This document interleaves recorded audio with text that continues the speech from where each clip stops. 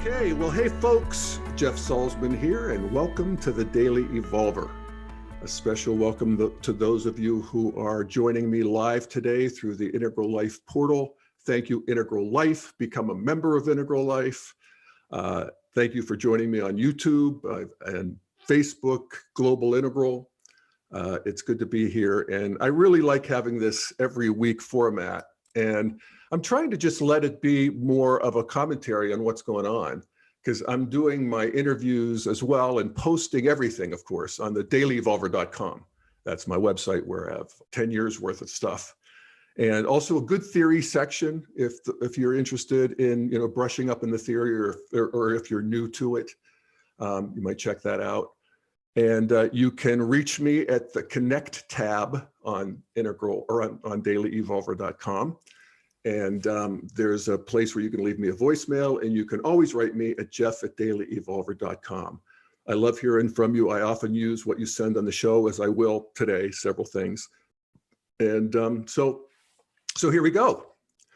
So today I want to take a look at, it feels a little bit like a broken record in terms of understanding Trump and also understanding Trump supporters and teasing apart the differences and how that works. And I've been talking about it a lot. I did a session on it last week. And today I want to focus on a particular subset that really had its flourishing, its moment this last week.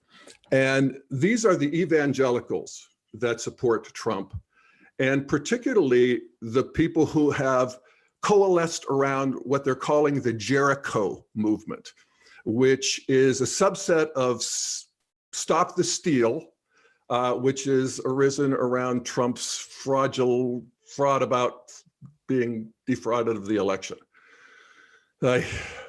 Anyway, these are the people who love Trump. And, I've talked a lot about how development explains it so much more effectively than does theology or even character or even morality. Development is where it's at, and Integral really has the explanatory power that I think, is the most I can find anywhere. And so anyway, just to focus on these people. The Jericho movement is, first of all, named after a great battle. It was one of the Israelites' first battles in the conquest of Canaan, where they surrounded the city of Jericho, the sinful city of Jericho, and marched around blaring their trumpets as they walked around, I think 7 times. And the walls came a-tumbling down. We all know that song. And God brought the walls of the city down, and the Israelis won. And that was really, they're off to the races at that point. So this movement is, built around that myth or reality, who knows, probably some of both. But one of their practices, and this is all new, but their members are called to go to their state legislatures once a week and walk around blowing trumpets, walking around 7 times. It's easy to laugh at that. I shouldn't have. But, this is the world they live in. It's a mythical world. It's the world of exit red, entry in middle blue or amber, the traditional stage, as opposed to modern and postmodern and integral. You can go to the theory section, see all of these maps about this sort of thing. But these are the stages of development that are engaged in the culture war. And, the culture war it's like the 10-yard lines are getting populated. We have the ultra woke multiculturalists, all new gender fluid, all kinds of new things there. And then we have the most conservative of the conservative finding their voice too. And this is welcome to the age of the internet. They used to have mimeograph machines. Now they have the internet like everybody else. So they have this last Saturday, their big march in Washington, D.C. And I have not been able to find out the numbers. There's certainly some pictures of thousands of people. They talk about thousands of people. There were fewer people than the MAGA march last 2 or 3 weeks ago after the election. But it was a big march in Washington. It was last Saturday. And It was what you would expect. A lot of evangelical leaders that did prayers and talked and preached about how the election was stolen, very much following the Trumpian line that the election is fraudulent and they are being persecuted. And yet it was very sort of ecumenical in a way too. There were Catholics, there were Jews, there were people of all races, especially on stage, which is significant. They want to be seen not as racists. They had a lot of Hispanic and Black speakers, and they believe it too. This is, again, developmental. Race is a very imperfect descriptor or explainer of it. But there's a couple that were, I'm going to point out that were, I think, extra interesting. There was a Father Greg Bramlage, who is from Colorado. He's a priest and he's an exorcist. And he prayed down heaven to deliver America from demons. The demons, the demonic forces that are stealing the election from Donald Trump. And there was a Catholic priest praying to Mother Mary and the angels. An opera singer sang Ave Maria. A Hispanic priest blessed a framed image of Our Lady of Guadalupe, and they're going to give it to Melania Trump.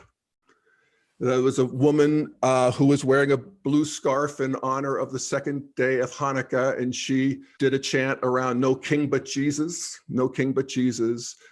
And, in some ways, this can be positive. This is a sort of a mixing and a sort of dissolving of some of the boundaries that used to separate these people. But they find that they're together in wanting to stand athwart history, yelling, "Stop! Enough with, your modernity and your kids moving away from home and money and consumerism, and not to mention multiculturalism and all of that craziness." So they're united in this.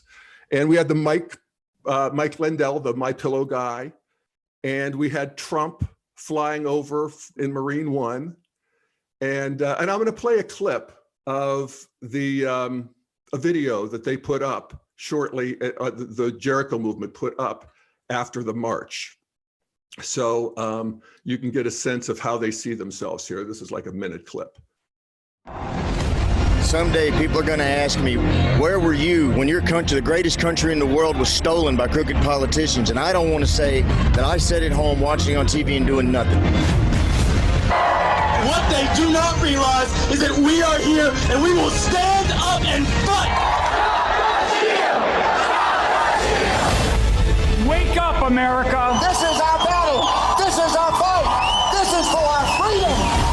If we lose freedom here, there is no place to escape to. This is the last stand on earth.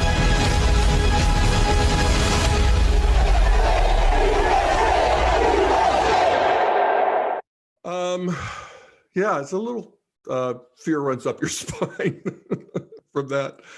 But there they are. There are brothers and sisters in the American soup.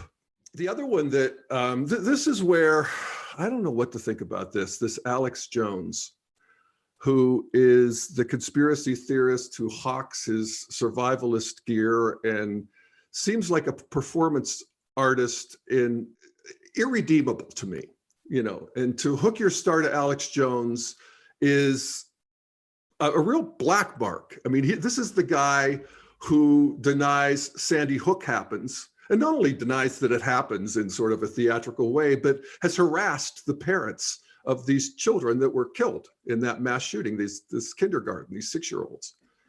So, you don't come back from that.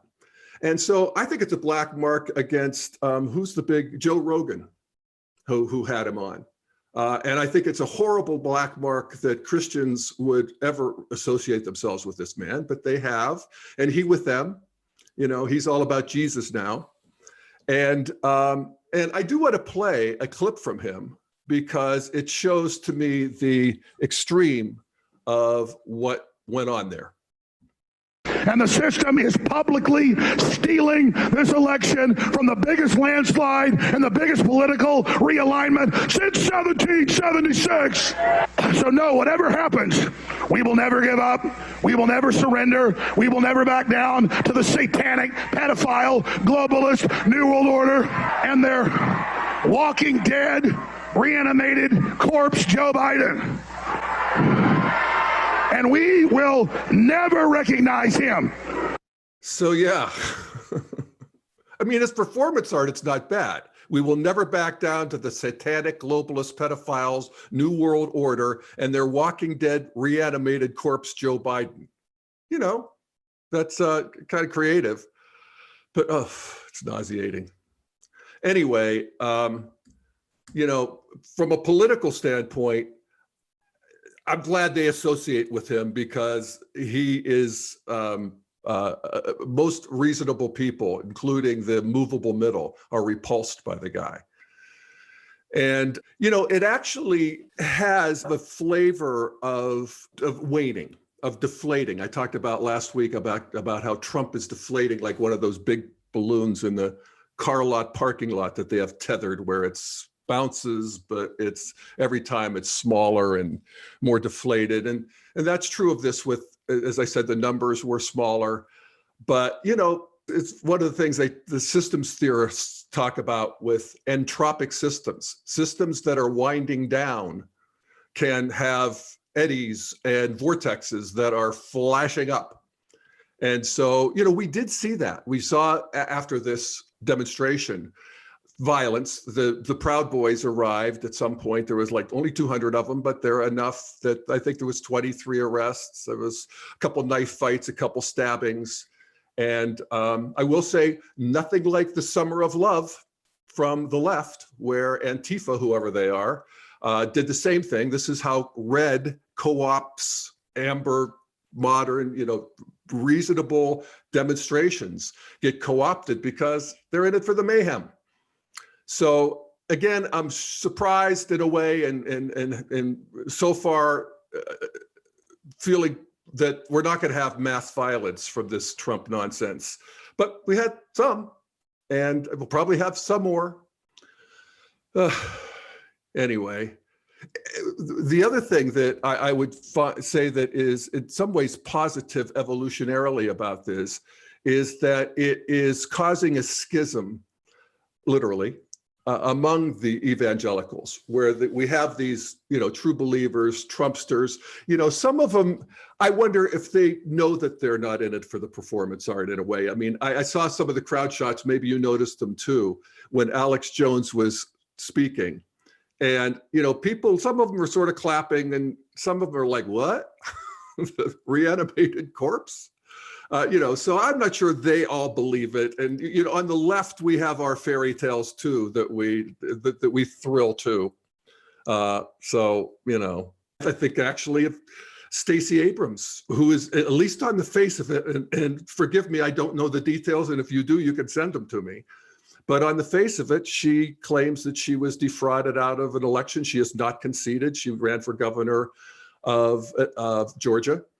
And she, it's not a systems fraud in the sense that there's nothing provable that she's taken to court, but just that sense that there has been a fraudulent election because Republicans suppressed the vote.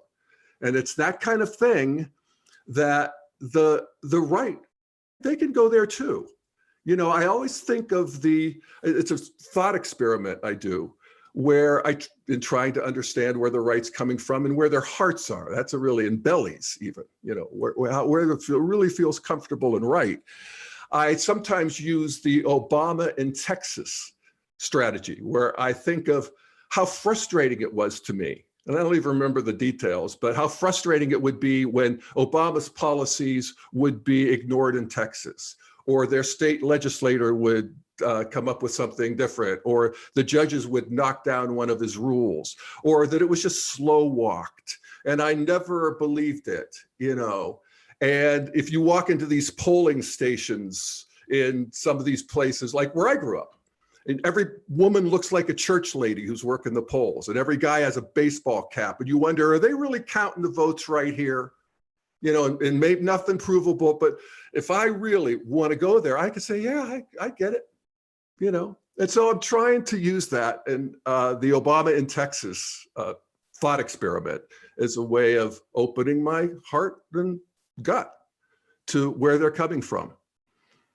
So anyway, this schism that's arising, and I'll point out, I think, one of the most thoughtful and fruitful expressions of this schism. And this is Rod Dreher, and I've mentioned him on the show before. I like Rod Dreher. He wrote the Benedictine Option. He's a very committed fundamentalist Christian who believes that Christians ought to separate from general society and create these Benedictine bubbles where they have their own lives and they're in the world but not of the world. And it's radical and interesting. And he writes for the American Conservative and been a big voice in the evangelical movement and Christian right. And he, in fact, he has a new book out. I'm trying to remember the name of it. But at any rate, he was appalled by this rally. And so he's splitting off from this. So we see a new differentiation, which is essential before the next integration. Remember differentiation and integration? Yeah. So he was talking about one of the highlights of the rally in Washington was an interview on stage between Charlie Kirk, and Charlie Kirk's a big deal in the Trumpian right. He's the guy who started Turning Points, which proselytizes Trumpism on the campuses in high schools. And he's got like the 5th largest Twitter numbers of anybody. And he's a big deal, young guy. And so he's interviewing a sort of a dean, a thoughtful historian, pastor in the evangelical right, Eric Metaxas. Eric Metaxas. And Metaxas, this is widely quoted. You didn't see a lot about this rally, by the way, in the mainstream media, except some of the Proud Boys stuff at the end.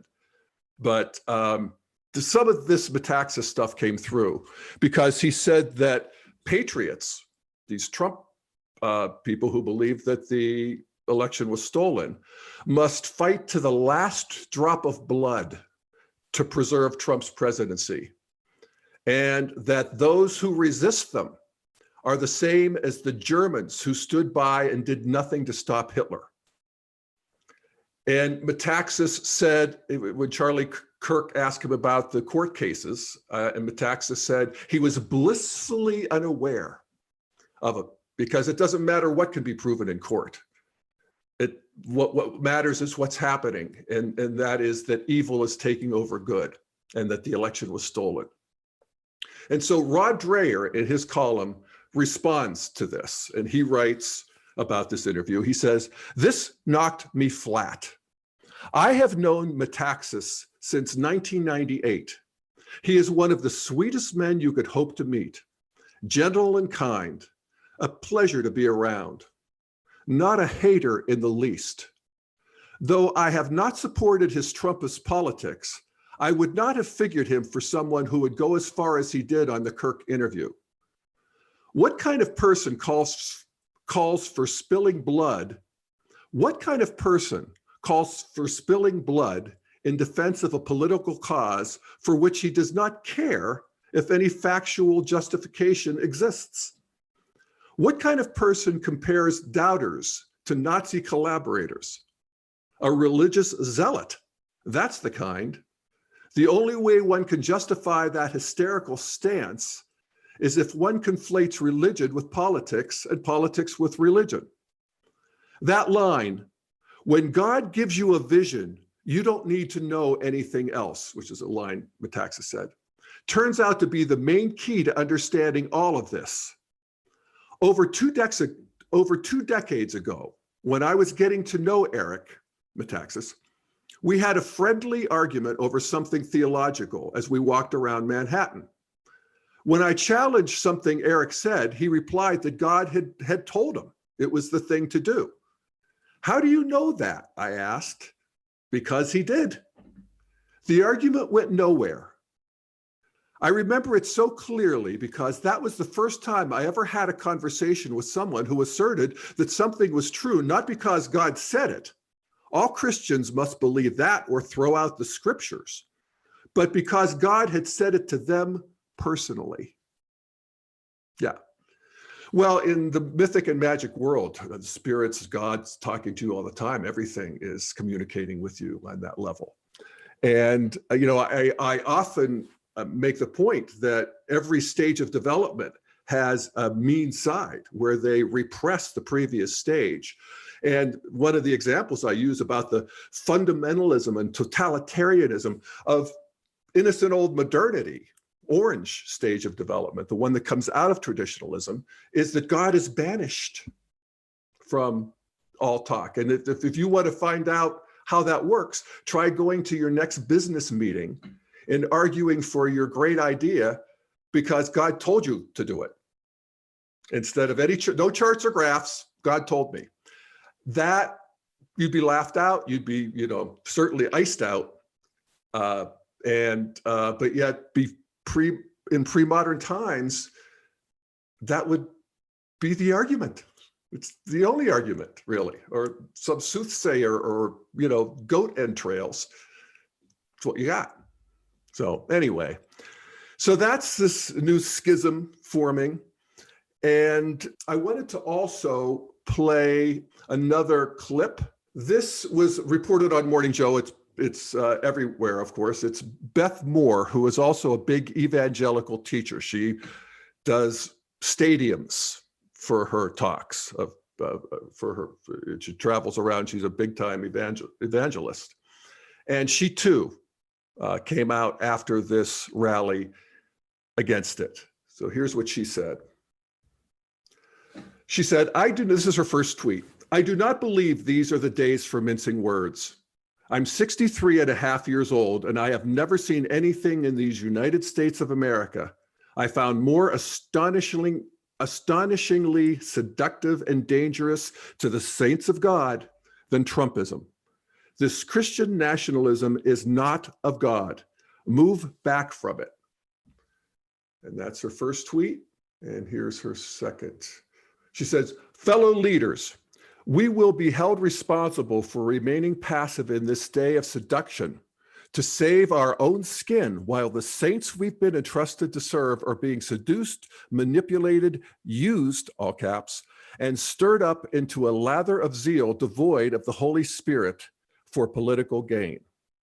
So that is one of many responses to this Jericho movement. And just in general, since the election, of people trying to understand how 70 million of us voted on both sides for Trump and Biden, and how could that be? And the people who are, we think are the most moral and religious and ethical and all of the things that we associate with religion, right living, are the most supportive of what is, to people who aren't in that worldview, what is clearly one of the most mendacious human beings that we've ever heard of or met, Trump. So it's a very fruitful time to be reading all of these and hearing all of these opinions about that. And to me, it is culture waking up, metabolizing the frothiness of this move that, nothing stops movement. Emergence is unstoppable.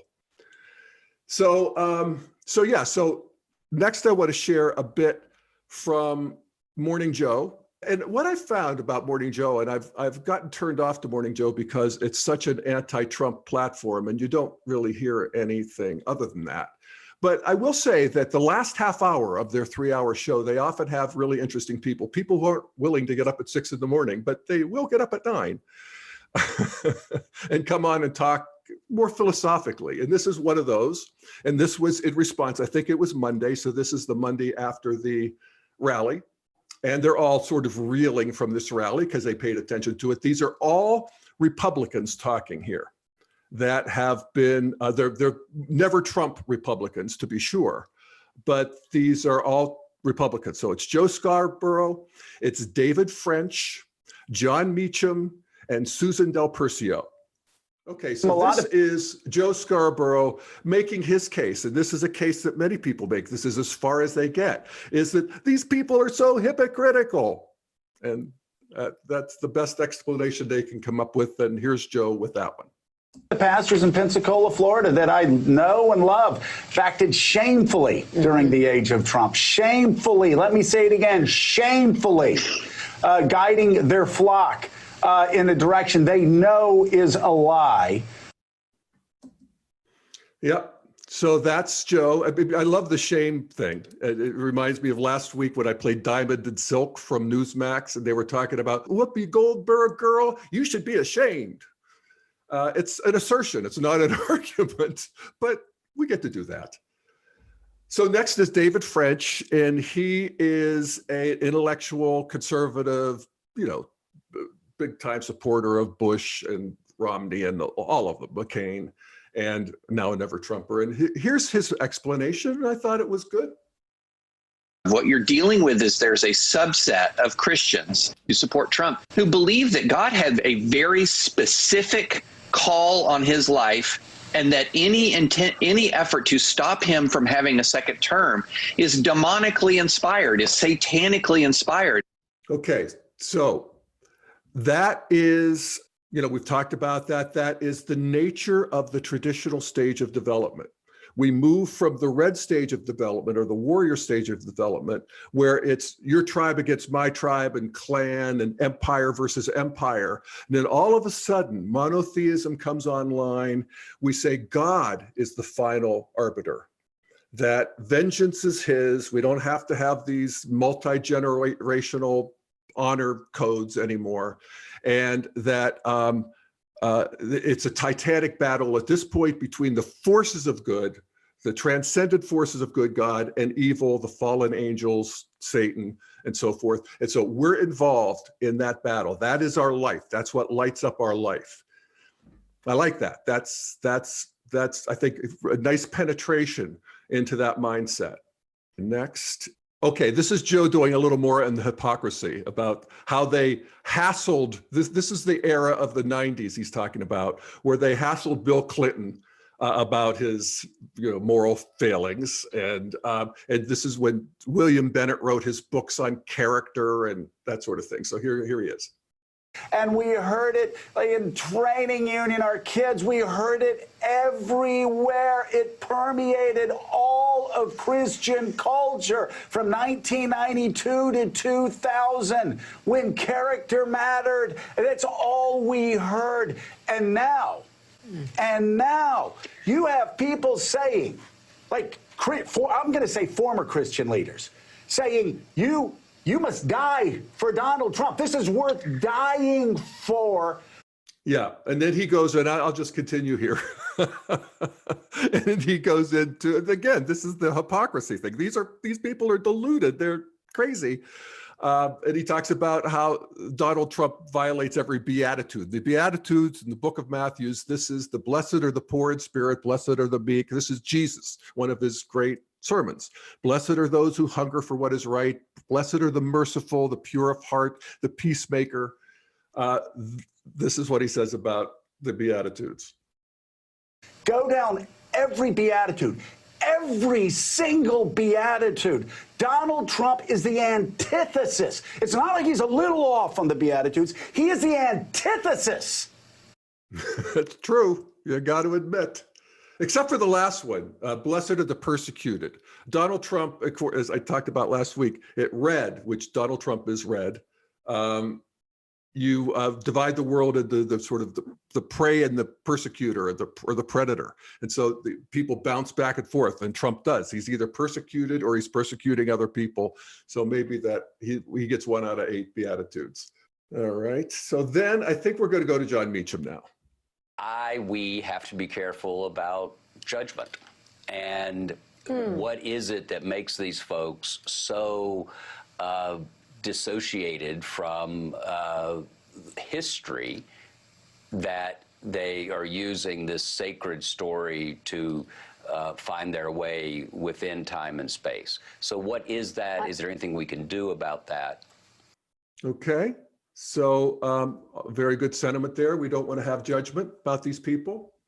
So then we're going to go into Susan Del Percio, and she is a Republican operative fundraiser. Now she writes, and here's her explanation. So I find them all false. I find their devoutness to Donald Trump based in very little except for what helps them. Okay, so these are not only hypocrites, but they are venal hypocrites who are just doing it for the money and to stay in the fold. So those are the best explanations that they came up with on that show, and I think they hit some good ones. So anyway, I did want to look at one other column that is from a man that I often like, Michael Gerson. I think he has a lot of integral sensibilities, and he too is taking this on. You know, how is it that these Christians are willing to die for Donald Trump? And he has three explanations. One he calls explanation number one, and he says Occam's razor might indicate simple cynicism. Perhaps the assertion of obvious falsehoods about the election has become an entry-level commitment of conservative relevance. Perhaps the base has become so disconnected from reality that sanity is viewed as a betrayal. Perhaps affirming the simple truth would result in declining fundraising, listenership, and standing within the conservative community. And I think that's absolutely true. These people are professionals. And some of them are, like Alex Jones. I mean, at some point, it's like even with Trump, I don't know whether he believes his stuff or not. And Giuliani, interesting. I mean, Giuliani's an interesting case. It's himself in that, Giuliani was an American hero. He brought down the mob. Watch Fear City on Netflix. I think it's only 3 episodes, and it's a documentary about how Giuliani and this team of under 30s brought down the 6 major crime families in New York City in the 80s, and he was a hero. Now, he was a microphone and spotlight hog, but he was a hero. And after 9/11, as mayor of New York, everybody thought he did a great job. Again, a microphone hog. But it turns out that it was about the microphone. And it's like Lindsey Graham said. He said, and I thought this was just such a damning statement in a way. He said, anybody who knows me knows I want to be relevant. So he goes from, being John McCain's, BFF to now Trump's. And, the thing that's in common is the microphone itself. So, and I think that's true of Trump. I used to think Trump was a crazy Enneagram 8. Now I'm pretty sure he's just a crazy Enneagram 3. He's not so much into the power. There were lots of times where he could have exercised power in ways that, a power monger would have. But he just wanted attention, and he still does, and he's still going to have it. And I think that's kind of the currency. That's the end result for Trump. I was just watching another documentary on Netflix called Wild Country about the Bhagwan and how he came in and took over this town of Antelope in Oregon in the 80s, and that he had this woman who worked for him, and she was the muscle behind it all, Sheena. And she too, it was just about whatever she could say to get attention. And it's just fascinating how powerful that is in of itself. I've learned a lot about that in watching these people the last 4 years. And, I get that that's a motivator for people. So anyway, that's his number one. Second is maybe these conservative leaders were always committed to the triumph of their views, but not to the values of democracy. Perhaps their main concern was the achievement of certain outcomes, the appointment of conservative judges, restrictions on abortions, and the application of democratic procedures. If a democratic leader achieves their moral goals, that is fine with them. If it takes a soft authoritarianism, that is fine as well. And then there's explanation number 3 that Gerson offers, and he says, perhaps these conservative leaders view democracy as a secondary concern, compared with the broader crisis of Western civilization. Maybe resisting the impending arrival of cultural and economic Marxism requires conservatives to use whatever means are necessary, including the invalidation of a valid election. And that's basically number two taken to the next level. And that's where a lot of people, I've talked about, you don't have to be a traditionalist or a social conservative or religious to support Trump. There are people in the integral world who support Trump. There are many, many modernists who support Trump for reasons of economics and so forth. But there's also an intellectual movement in conservatism that is so allergic to the arising of green, particularly woke, postmodern multiculturalism, that they feel that it is such an assault on Western civilization, and it might take down Western civilization and modernity, that they're willing to do whatever it takes. It's no longer, it's a fight to the death. It's a red fight. And I get where they're coming from, in a sense. I've learned a lot about this too, in that, and I've talked about this, but I continue to get, it's like God sends me little clips and proofs that to the degree that liberalism has won the culture war.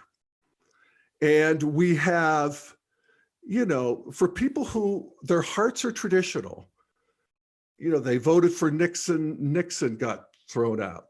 They voted for Reagan. Postmodernity continues to come online. George W. Bush, an avowed evangelical. And yet, you know, the culture, the traditional culture continues to be ridiculed and discounted and seen as deplorable. And it's no longer long-haired guitar players. It's my granddaughter's, 12-year-old granddaughter's watching Cardi B sing about her wet-ass pussy. It's just, it's no time to be nice. We're going off the cliff here, people. And Trump's minimal response. We need a monster to fight this monster. And I get where they feel that way. I do. I mean, I don't feel that way. I think integral has an explanation. I think there's wet ass pussy is evolutionarily potent. You know, I talked about that. But I can see where they're offended. And, you know, I know some of you will be offended that I actually used that title, but imagine how offended you'd be if that's your 12-year-old granddaughter watching that.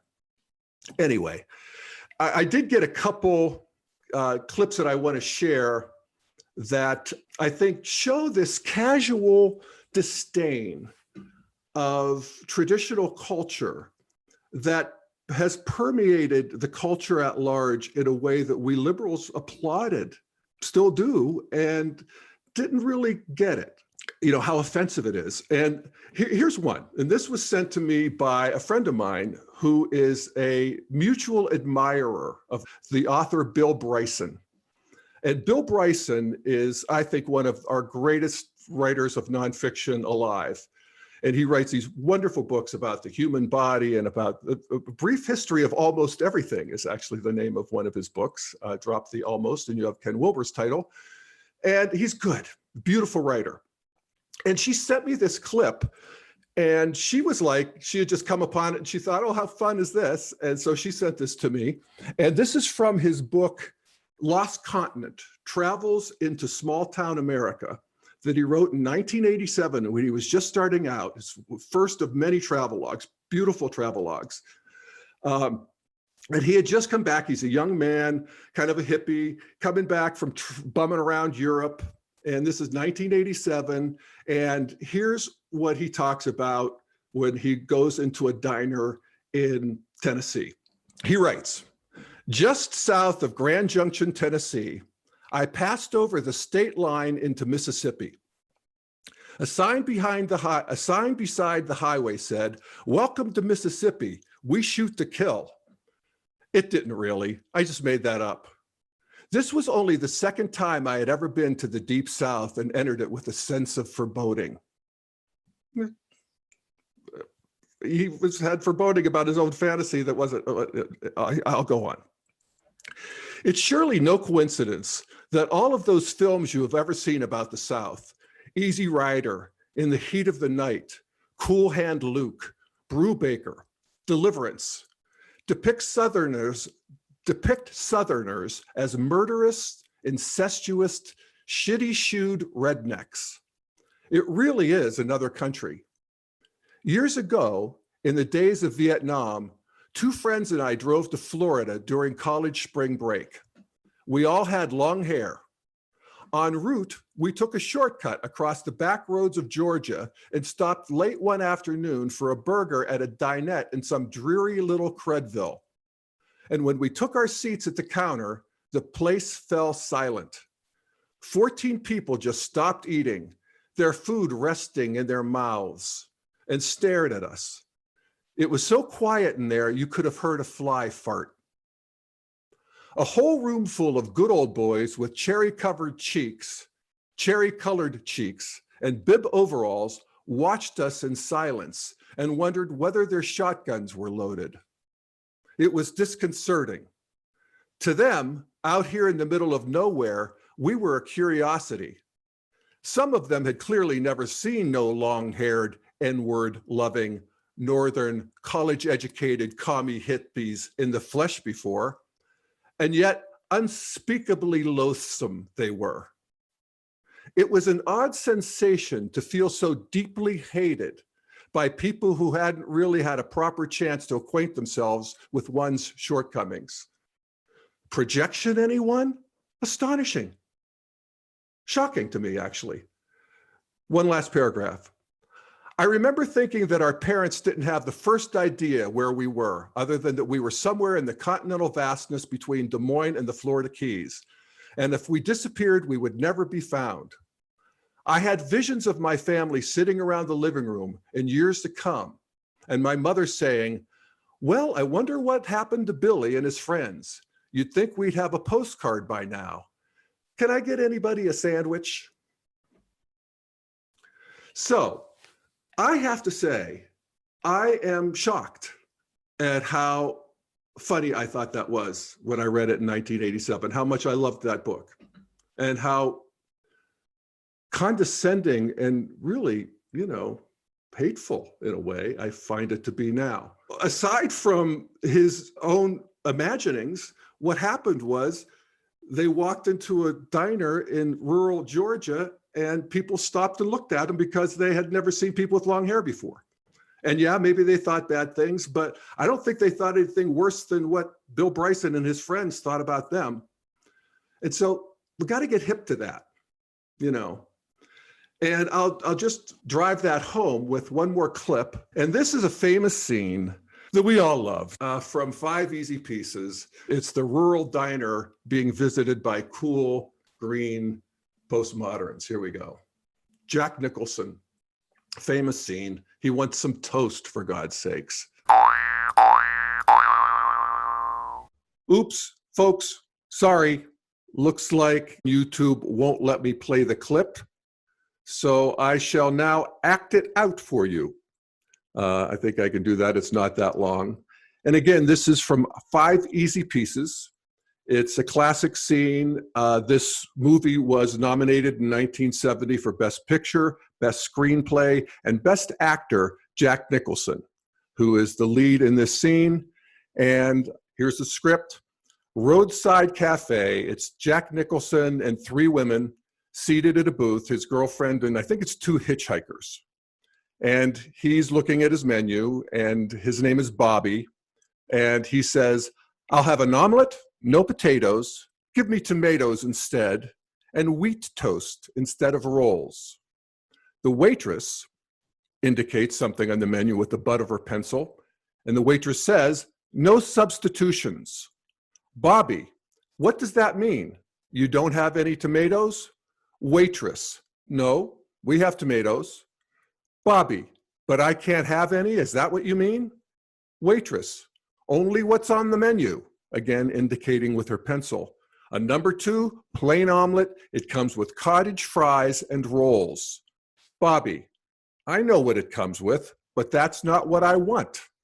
And the waitress goes to leave. She says, I'll come back when you've made up your mind. She starts to move away, and Bobby detains her. Bobby, wait, I've made up my mind. I want a plain omelet, forget the tomatoes, don't put the potatoes on the plate, and give me a side of wheat toast and a cup of coffee. Waitress, I'm sorry, we don't have side orders of toast. I can give you an English muffin or a coffee roll. Bobby, what do you mean you don't have side orders of toast? You make sandwiches, don't you? Waitress, would you like to talk to the manager? I don't make the rules. Bobby, wait, you have bread, don't you? And a toaster of some kind. Waitress, I don't make the rules. Bobby, okay, I'll make it as easy for you as I can. Give me an omelet, plain, and a chicken salad sandwich on wheat toast. No butter, no mayonnaise, no lettuce, and a cup of coffee. She begins writing down his order, repeating it sarcastically. Waitress, okay, 1 number 2 and a chicken salad, hold the butter, the mayo, the lettuce, and a cup of coffee. Anything else? Bobby, now all you have to do is hold the chicken. Bring me the toast, charge me for the sandwich, and you haven't broken any rules. Waitress, challenging him, you want me to hold the chicken? Bobby, yeah, I want you to hold it between your knees. The other 3 laugh, and the waitress points to a right to refuse sign above the counter. Waitress, you see that sign, sir? Bobby glances over at it, then back to her. Waitress, you'll have to leave. I'm not taking any more of your smartness and your sarcasm. He smiles politely at her. Then, Bobby, you see this sign? And he reaches his arm out and clears the table. And he knocks all the stuff on the floor, and he gets up. And that's the end of that scene. And then they cut to the car, and one of the hitchhikers on the back seat says to him, fantastic that you could figure all that out and lie that down on her as a way of getting your toast. Fantastic. I would have just punched her out. Okay, thank you, ladies and gentlemen. That is the end of the scene. Now back to the podcast. Again, I loved that. We all thought that was the greatest. And now I'm embarrassed. You know, I find it repulsive that he, not only, she's tired of his sarcasm and smartassness. Me too, actually. And then he's violent. He knocks the stuff off the table in anger. And that's all justified because these people have rules about their toast. And just from a filmmaking point of view, I forgot this, I just looked it up. But that last part where he's back in the car with his friends, and to drive the point home, she says how cool it was that you did that to her and you could get your toast, and I would have just punched her. So I get it. I'm sick of us too. Anyway, I think I'll end on that cheery note. It is, after all, Christmas. So just trying to find my way through this, and I know you are too, and I appreciate you tuning in. And again, thanks for joining me for the Daily Evolver. Find all my stuff at dailyevolver.com. Join Integral Life. We'll see you next time, next Wednesday. I like doing this live. We'll do it. See you next Wednesday at 1 Mountain Time. Thanks. Bye.